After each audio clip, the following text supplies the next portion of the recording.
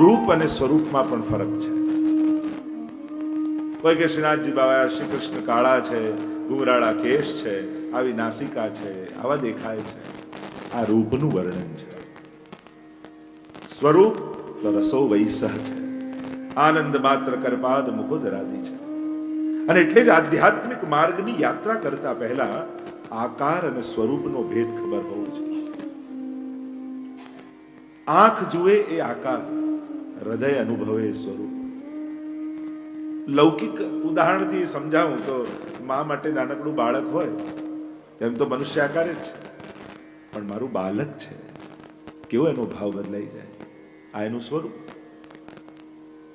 જ્યારે જ્યારે પણ એમ તો છે તો પંચતત્વોથી બનેલા જ બધાના દેહ, જુદું કોણ છે? ક્ષિતિજલ પાવક ગગન સમીરા પંચ રચિત યહ અધમ શરીરા. પણ શું બાળકનું શરીર અધમ દેખાય છે? શું પતિનું શરીર અધમ દેખાય છે? શું પિતા ભાઈનું શરીર અધમ દેખાય છે? કેમ? કારણ કે ત્યાં ભાવ જોડાયેલો છે. એને ખાલી આંખો નથી જોતી, એને હૃદયથી આપણે અનુભવીએ છીએ. એમ જ આ અલૌકિક માર્ગની યાત્રામાં આકાર જુદા જુદા લાગશે. તમને યમુનાજી કોઈ નદી રૂપે લાગશે, આ એનું આદિ ભૌતિક સ્વરૂપ કહેવાય. આપણે ત્યાં ત્રણ સ્વરૂપની આરાધના છે. યમુનાજીને જલપ્રવાહ નદી સ્વરૂપે જુઓ, એમનું આદિ ભૌતિક સ્વરૂપ. યમુનાજી એ પરમ પાવન તીર્થ છે, એમાં સ્નાન કરવાથી સમસ્ત પાપો નિર્મૂલ થઈ જાય. આ તીર્થ બુદ્ધિ રાખવી યમુનાજીમાં, એ આધ્યાત્મિક સ્વરૂપ કહેવાય. અને જે દર્શન આપણને મહાપ્રભુજીએ કરાવ્યું, નમત કૃષ્ણ तूर्य प्रिया, ये तो हमारे ठाकुर जी की चतुर्थ प्रिया है.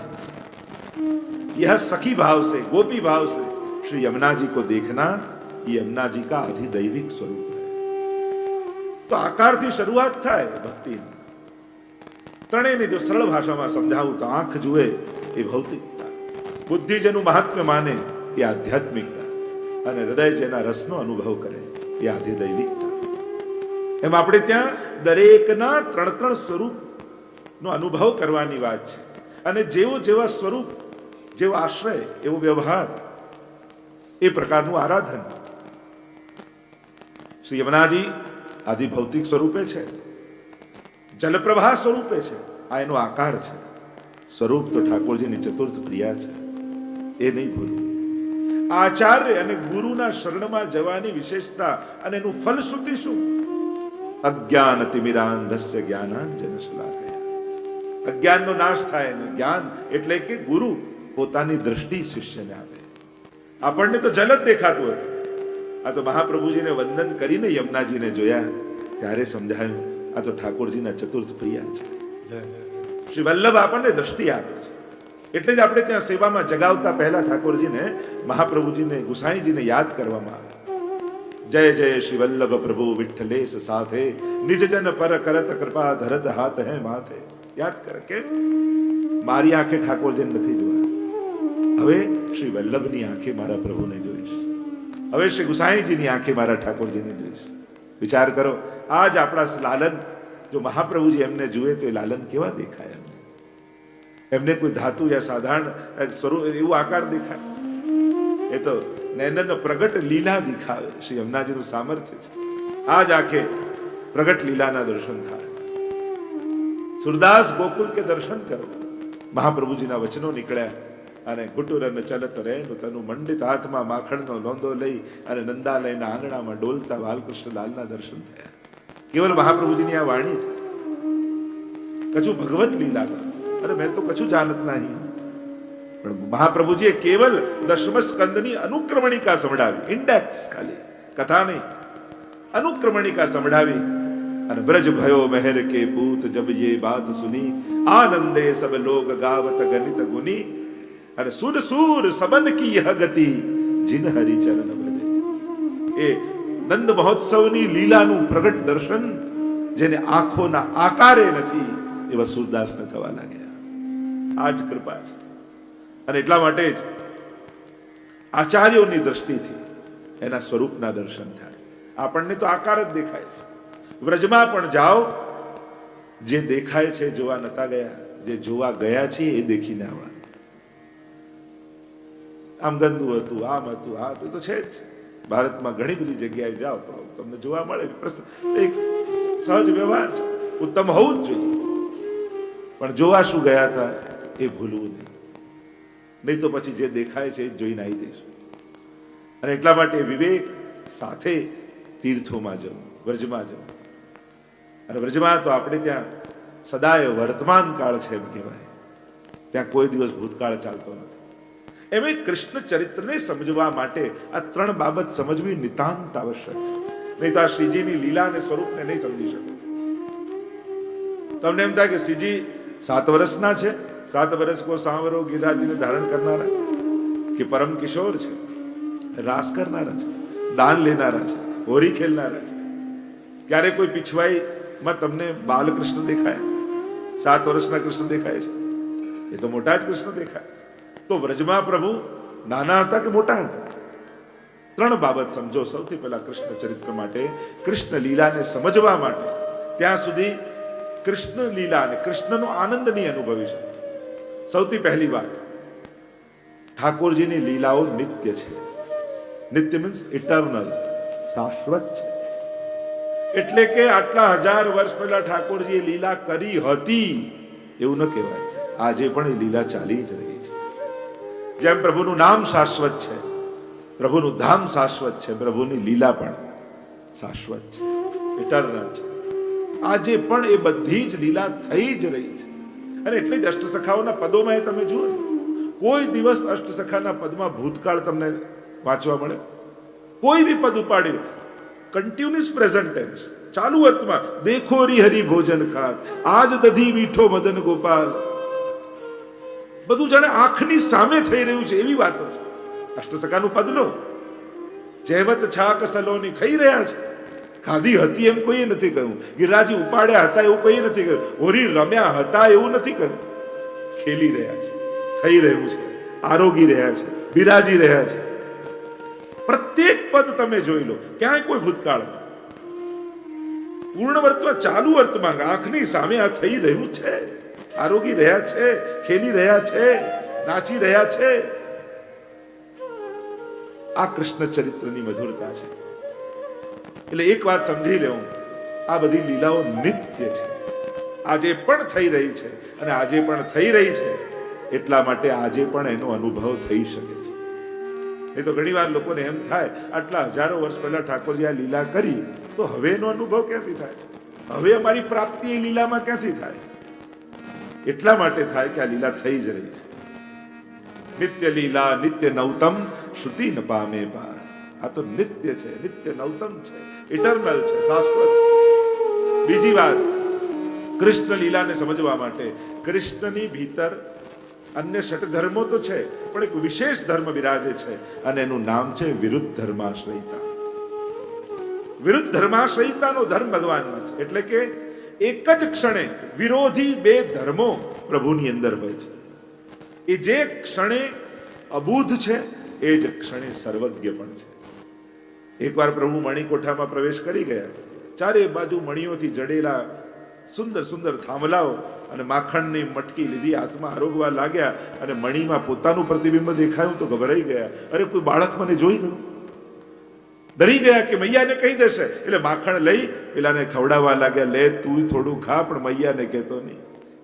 આવા અબૂધ પરમાત્મા જ્યારે યશોદંદ પાસે આવે છે અને કહે કે આ ઇન્દ્ર કોણ છે, અને ત્યાં ભગવાન જ્ઞાનોપદેશ કરે છે. જે ક્ષણે અબૂધ છે એ ક્ષણે સર્વજ્ઞ પણ છે. જે ક્ષણે અસમર્થ છે, આ આંગણીએ ચાલતા ચાલતા ચાલતા ઘૂંટણીએ ઉંબરો ઓળંગ્યા તો ખરા નંદાલયમાં, આગળના 2 હાથ ગયા પણ પાછળના 2 પગ ઉપડ્યા જ નહીં, અને એવા ઉંબરામાં ફસાઈ ગયા, આમે ન જાય, આમે ન જાય, આમે ન જાય. और जब सूरदास ने दर्शन किए तो बोले, अरे वो बल कहां गयो जो हिरण्याक्ष मार्यो. अरे પેલા હિરण्याक्ष ને ઉપાડીને લઈ ગયા, પૃથ્વીને દાઢમાં ફસાવીને લઈ આવ્યા, અને ઉંબરો નથી ઓળંગી છે. અને એ જ પ્રભુ ઘૂંટણીએ ચાલતા શકટ ભંજન પણ કરી દે, તૃણાવર્ત બકાસુર આદિ અસુરોને પણ મારી દે. એ સર્વ સમર્થ પણ છે. મુખ ખોલે અને બ્રહ્માંડના દર્શન એની ભીતર થાય.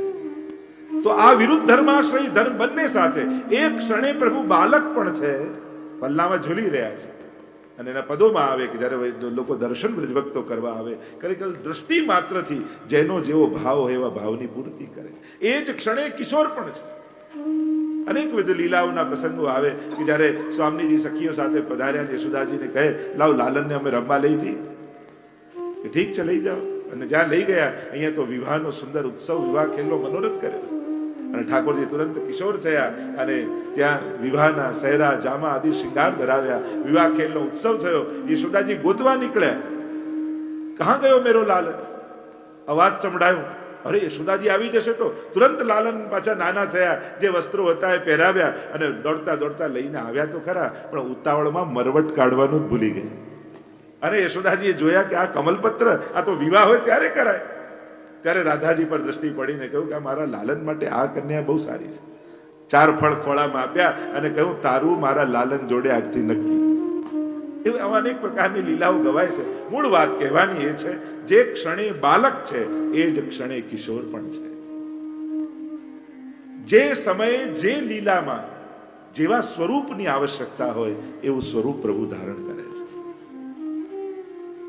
એ જ પ્રભુ દાવાનળનું પાન કરે, એ જ પીવત દૂધ સિરાય, થોડું ગરમ દૂધ પણ ફૂંક મારી મારીને પીએ છે. ત્યાં ગરમ ખીર નારાયણદાસ ધરે તો આંગળી દાજી જાય, એવા મારા ઠાકોરજી છે. એટલે આ વિરુદ્ધ ધર્માશ્રયતાનો ગુણ સમજવો આવશ્યક છે. એટલે વ્રજમાં કિશોર બી છે સદાય અને સદાય બાલક પણ છે. અને એટલા માટે જ્યારે આ ભાવ આવે, આપણે નથી સેવામાં કરતા શૃંગાર પછી પલ્લા કરાવીએ અને પલ્લામાં ઝુલાવીએ અને એ જ કલાક પછી રાજભોગ ધરીને સરાઈને ભાઈ કુંજનો મનોરથ કરી દઈએ.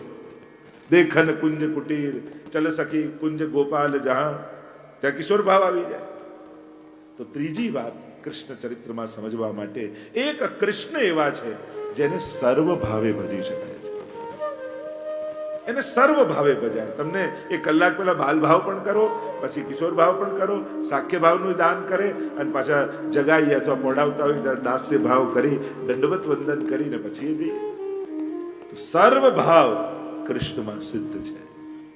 અને એટલા માટે જ્યારે ગોપીજનો રાસમાં ભાગતા હતા અને ત્યારે પરીક્ષિત મહારાજે પ્રશ્ન કર્યો કે કાંત ભાવથી દોડી રહી છે ગોપીઓ, છતાંય પ્રભુએ કૃપા કરી. સુખદેવજીએ કહ્યું કે કયા ભાવે દોડે છે એને જોઈશ, કોની તરફ દોડે છે જો. કામમ ક્રોધમ ભયમ સ્નેહમ ઐક્યમ સૌહૃદમેવ ચ નિત્યમ હરૌ વિદધતો યાંતિ તન્મયતામ હિત. કોઈ પણ ભાવે પ્રભુ સાથે જોડાઓ એ તો ઉદ્ધાર જ કરે છે.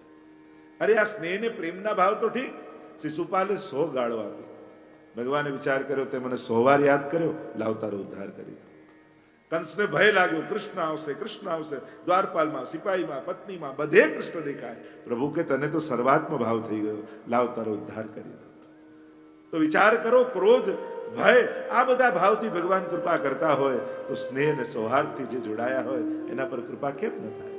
અને એટલા માટે બ્રહ્મ બુદ્ધિ જ સ્થાપિત કરીને ઉદ્ધાર થઈ શકે એવું જરૂરી નથી. તમારી પાસે જે પ્રેમના પાસાઓ છે ને, આપણી પાસે કોઈ બ્રહ્મ ભાવ થોડી છે. આપણે કોઈ યોગીઓ ઋષિઓ તો આપણે તો કયો પ્રેમ જાણીએ છીએ? આપણા બાળકનો, આપણા પતિનો, આપણા ભાઈનો, આપણા પિતાનો. જે પ્રેમને આપણે ઓળખીએ છીએ ને એ પ્રેમ પણ લગાવો ને કૃષ્ણમાં, તોય આપણો ઉદ્ધાર થઈ જાય. જે સાધનો છે એ જ સાધનો વાપરીશું. એવી અલૌકિક એટલે એટલો મહાન પ્રેમ લાવીશું ક્યાંથી? અને એટલા માટે જે નથી એ લગાવશો બી કઈ રીતે? જે છે જ આપશો. એટલે બહુ મહાન બન્યા પછી ભક્તિ થાય જરૂરી નથી. કૃષ્ણના ભક્ત તમે છો. અન્ય કોઈ હોત તો બહુ સાધનાઓ કરવી પડે, પણ કૃષ્ણ એવો સરળ ને સહજ છે.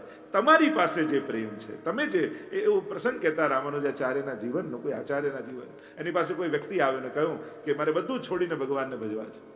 અચ્છા, હજી વિચારીને તું કોઈને પ્રેમ કરતો હોય? હું કોઈને પ્રેમ નથી કરતો, મારે ભગવાનને પ્રેમ કરવો છે. મને કંઈક શીખવાડો, મને આશીર્વાદ આપો. હજી વિચાર્યું તું ઘર બાર પત્ની કોઈને પ્રેમ કરતો? કોઈને પ્રેમ નથી કરતો, મારે ભગવાનને પ્રેમ કરો. હજી યાદ કર, ગાડી મકાન પૈસા કોઈને પ્રેમ નથી કરતો, મારે ભગવાન. હજી યાદ કરે, કોઈ વસ્તુ, નિર્જીવ વસ્તુ, કોઈ પદાર્થ, એને પ્રેમ, કોઈને પ્રેમ નથી કરતો, મારે ભગવાનને પ્રેમ કરવો. ત્યારે એમણે એમ કહ્યું, તું કોઈને પણ પ્રેમ કરતો હોત ને તે પ્રેમ વાળીને હું ભગવાન તરફ લગાડી દે, પણ તારી ભીતર તો પ્રેમ જ નથી, ભગવાન મળશે ક્યાંથી? ક્યાંક કોઈક પ્રેમ હોત તો મારે ખાલી વાળવાનો જ રહે. તું તો શુષ્ક છે. ક્યાંય તને પ્રેમ નથી તો પ્રેમ બાળવો કઈ રીતે? અને એટલા માટે સંસારને પ્રેમ કરતો હોય ને એના પર બી ગુરુ નારાજ નથી થતા. એને તો આશા રહે છે, આ બહુ શોખીન માણસ છે, આ જે દિવસે સેવા કરશે ને ત્યારે ઠાકોરજીને બહુ આનંદ આવશે. એટલે બહુ કોઈ શોખીન દેખાય ને તો અમને તો આશા જાગે એ ઠાકોરજી આના ઘરે ક્યારે આવે, કારણ કે આના ઘરે આવશે ને ત્યારે આ બહુ લહેર કરાવશે ઠાકોર. આને નબળું ગમતું જ નથી, આને તો બધું ઉત્તમ ગમે છે, આને તો સારું પહેરવું ગમે, સારું ઓઢવું ગમે, સારા અત્તર ગમે, સારું ભોજન ગમે. તો વિચાર કરો એવા વ્યક્તિના ઘરે ઠાકોરજી આવે તો પ્રભુને કેવો આનંદ કરાવે.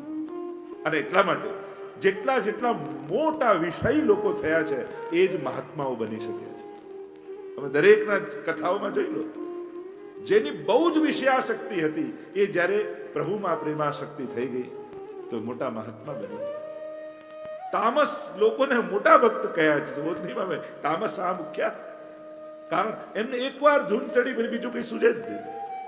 સંસારને કરતા હતા તો સંસારને ખૂબ પ્રેમ કર્યો, પ્રભુમાં જ્યારે મન લાગ્યું ત્યારે સંસારે યાદે ના આવ્યો. અને એટલા માટે કૃષ્ણ પ્રેમની વિશેષતા એ છે, આપણી પાસે જે પ્રેમ છે, આપણી પાસે જે પદાર્થો છે એનાથી રાજી થાય છે, એનાથી મળે છે. તો આ ત્રણ બાબતો સમજી લઈએ તો કૃષ્ણ ચરિત્રને ન્યાય અપાય. નહીં તો કેટલા પ્રશ્નો કૃષ્ણ ચરિત્ર માટે લોકોને આવું કેમ કર્યું, આમ કેમ કર્યું, આમ કેમ કર્યું. એક વસ્તુ સમજો, પ્રભુ લીલા કરે છે, કર્મ નથી કરતા. કર્મના સિદ્ધાંતો ભગવાનને લાગુ નથી પડતા. નમે નમામ કર્માણી લિંપંતી નમે કર્મ ફલે સ્પૃહા. ગીતાજીમાં સ્પષ્ટ પ્રભુના વચન છે, હું કર્મ કરતો નથી, કર્મમાં લેપાતા નથી, કર્મ કરવાની સ્પૃહા મને નથી. નવા આધુનિક વિચારકો ભલે એમ કહેતા હોય જો કર્મ તો ભગવાનને છોડતું નથી, એમને પણ તીર ખાવું પડ્યું ના. ભગવાનને કોઈ કર્મ લાગુ પડતો જ નથી સિદ્ધાંત. કારણ ભગવાન કર્મ કરતા જ નથી, લીલા કરે છે. અનાયાસેન હર્ષાત ક્રિયમાણ ચેષ્ટા સલીલા. કેવલ આનંદની અભિવ્યક્તિ એ જ લીલા છે. અને એટલા માટે એક વાત સ્પષ્ટ રૂપે કૃષ્ણ ચરિત્ર શ્રવણ કરનારે સમજી લેવી જોઈએ. કર્મના સિદ્ધાંતોના ચશ્મા પહેરી કૃષ્ણ ચરિત્રનું મૂલ્યાંકન કરવું નહીં, કારણ કે એ સિદ્ધાંતો અહીંયા લાગુ પડતા જ નથી. સ્પષ્ટ ભગવત વચન છે, પ્રભુની લીલા છે. અને એટલે જ તો આપણે હવે કોઈને એમ કહો કે આ કોઈ ચોરી કરતો એમ કે આ ચોર છે, તો એની નિંદા કહેવાય કે પ્રશંસા કહેવાય, ગુણગાન કહેવાય? કોઈને ચોરને ચોર કહો તો ગુણગાન કર્યા કહેવાય કે નિંદા કરી કહેવાય? નિંદા ને. અને ઠાકોરજી પાસે જઈને શું બોલો? માખન કે ચુરૈયા કી જય. આજે તો બહુ ગુણગાન કર્યા, એટલા ભજન ગાયા, ચોરી ચોરી માખન ખાઈ ગયો રે, વો તો છોરો ગોપાલ. આ ચોરી ચોરી કરી એટલે ચોર કહેવાય? આ ગુણગાન કહેવાય? હા, કારણ કે ભગવાને ચોરીનું કર્મ નથી કર્યું, લીલા કરી છે. કર્મ કર્યું હોત તો નિંદનીય હોત, તો એ સૌથી મોટી નિંદા કહેવાય. પણ આપણે એને ગુણગાન કરી, કેમ? એને લીલા કરી છે અને આનંદનું દાન કર્યું છે. કોઈ લડતો લડતો ભાગી જાય અને કે સાવ ભાગેડું છે, તેની પ્રશંસા કહેવાય કે નિંદા કહેવાય? નિંદા કહીએ. બોલો રણ છોડ ભગવાન કી જય.